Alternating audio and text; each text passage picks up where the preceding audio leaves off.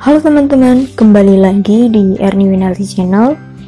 Wah, sepertinya sudah lama sekali ya kita tidak belajar bahasa Mandarin. Video-video terbaru yang aku upload selalu seputar perdapuran. Oleh karena itu, di video kali ini aku akan kembali mengulas tentang belajar Mandarin. Dan kali ini aku akan memulainya dengan cara mengetik huruf Mandarin dari Android. Simak terus videonya sampai akhir ya.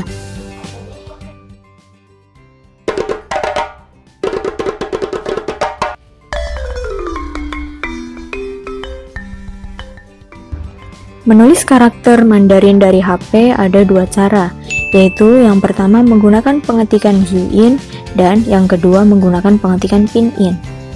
Hal tersebut merupakan hal pertama yang harus teman-teman ketahui sebelum mulai belajar menulis karakter Mandarin dari HP.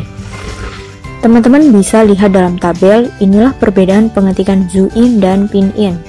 Cara gampangnya, Zhuyin adalah bentuk Mandarin dari alfabet. Zhuyin biasa digunakan di Taiwan, sedangkan Pinyin biasa digunakan di Cina. Menulis karakter Mandarin menggunakan pengetikan Zhuyin tentu lebih sulit ya teman-teman, karena teman-teman harus menghafal tabel huruf Zhuyin seperti ini.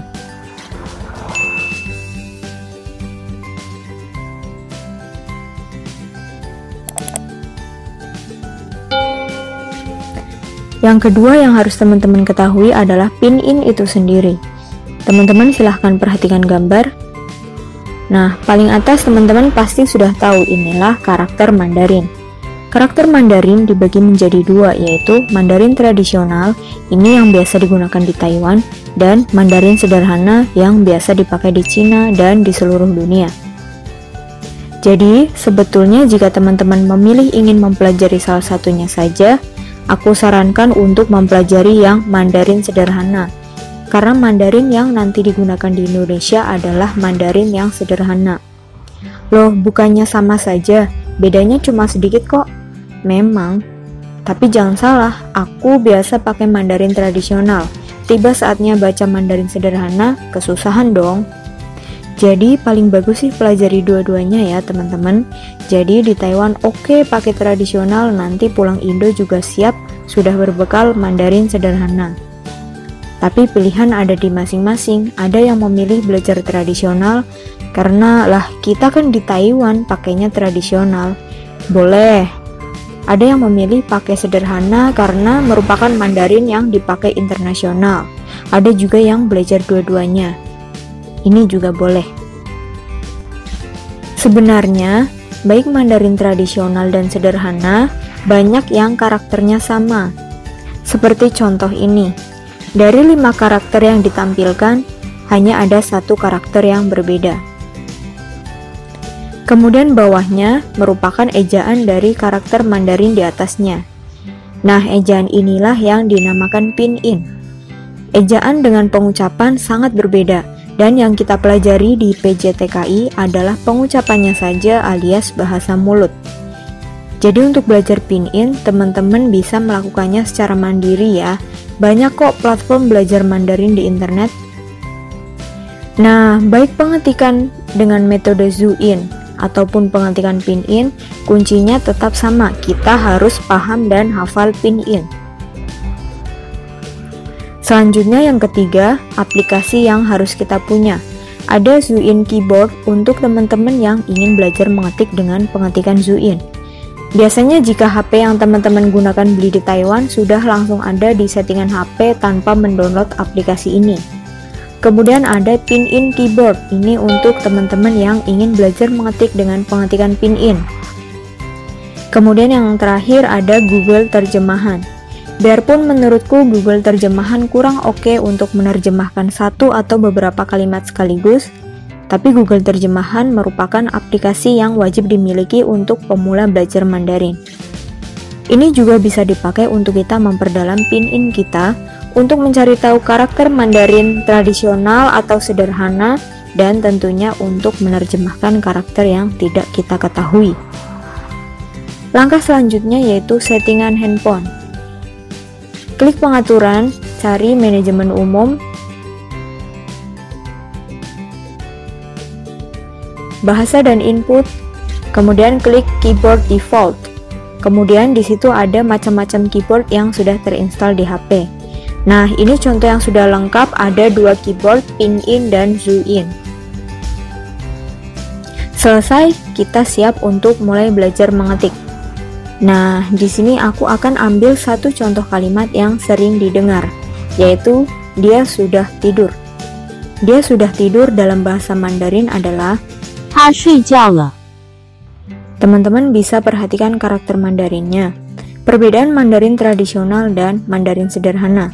Jadi bisa dilihat perbedaannya hanya di kata jiao, sedangkan yang lain tetap sama. Kemudian bawahnya pinyin. Nah, kita akan mulai mengetik satu persatu. Pertama, kita akan menggunakan pengetikan Zhuyin. Teman-teman boleh sambil melihat tabel Zhuyin ya. Jadi kita ketik satu persatu hurufnya. Huruf T adalah yang karakternya seperti ini. Kemudian A. Nah, kemudian di atas papan pengetikan akan muncul pilihan kata. Setiap kata yang dimunculkan memiliki arti yang berbeda.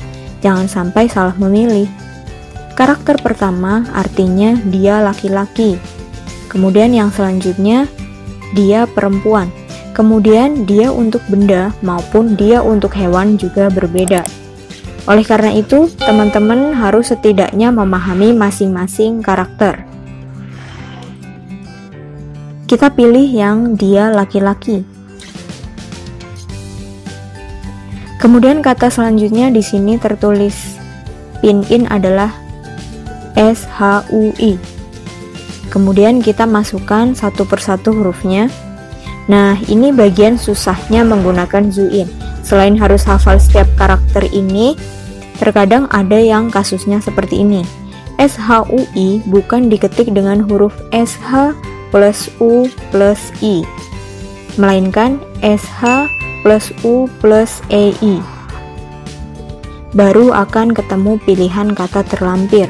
Nah, di sini disajikan beberapa karakter yang memang pinyin-nya sama atau hampir sama. Ada tidur, air, berkata, siapa, dan lain sebagainya. Jadi teman-teman jangan sampai salah pilih ya. Untuk cari aman, lebih baik ketik dulu di Google Translate. Lanjut karakter selanjutnya ada JIAO. Kita tinggal ketik saja J plus I plus AO. Sama, akan muncul pilihan kata, kemudian kita pilih yang ini. Karakter yang terakhir, L. Kita ketik L plus E. Nah, di sini ada 2 karakter E. Untuk yang ini adalah E, kalau yang ini adalah E. Jadi teman-teman jangan sampai salah, yang ini kita pilih adalah yang E. Kemudian muncul pilihan L yang berarti sudah adalah yang pertama. Sedangkan yang kedua dan seterusnya, untuk mengetahuinya teman-teman bisa ketik di Google Translate dan klik satu persatu karakter yang ada di atas ini. Jadi sambil belajar mengetik, menghafal Zhuyin, teman-teman bisa sambil memahami arti dan memahami lekuk bentuk setiap karakter. Semakin sering latihan, tentunya akan semakin cepat paham. Oh ya, hampir lupa, untuk pengaturan Mandarin tradisional dan Mandarin sederhana, teman-teman cukup klik bagian ini ya. Ini untuk tradisional, kemudian kita klik satu kali, akan berubah menjadi Mandarin sederhana.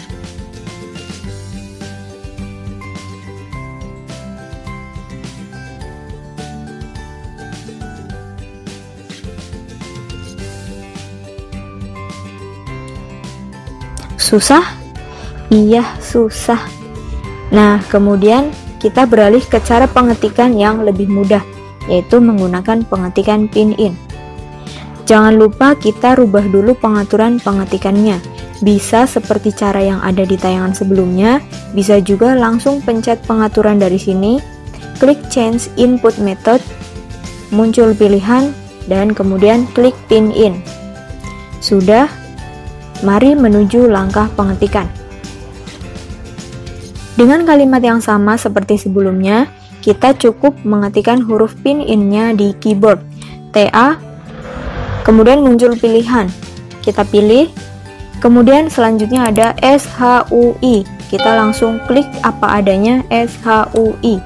Kemudian akan muncul pilihan, kemudian ada JIAO.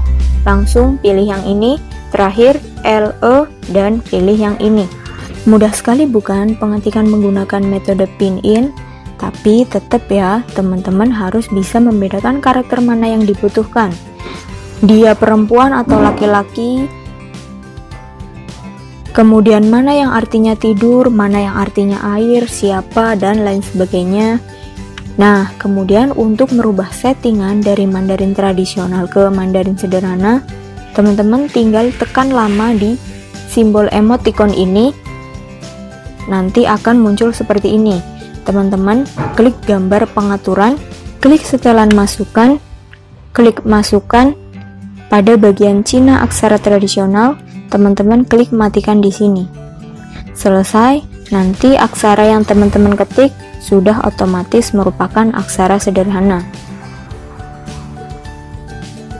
Semangat berlatih ya teman-teman. Apabila ada yang masih bingung dan ingin ditanyakan, silahkan tinggalkan di kolom komentar ya. Jangan lupa like dan share agar makin banyak lagi teman-teman kita yang mahir mengetik Mandarin. Kemudian silahkan tekan tombol subscribe agar tidak ketinggalan setiap update dari channel kami. Sampai jumpa di video selanjutnya.